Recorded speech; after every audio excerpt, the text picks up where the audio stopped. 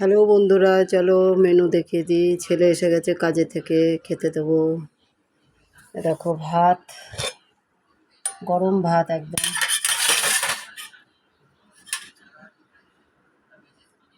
ভাত বাড়বো, দেখো থালা হাতা নিয়ে বসেছি।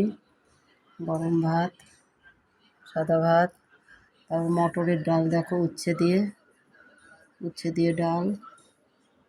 তারপরে দেখো চচ্চড়ি, আজকে একটা চচ্চড়ি করেছি।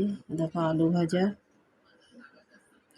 আর মিষ্টি কুমড়ো হয় না, মিষ্টি কুমড়ো ফুলের বড়া। দেখো, বুঝতে পেরেছো?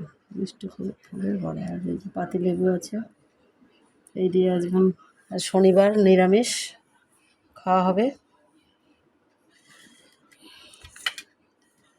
তা দেখতে থাকো, সুস্থ থাকো, ভালো থাকো।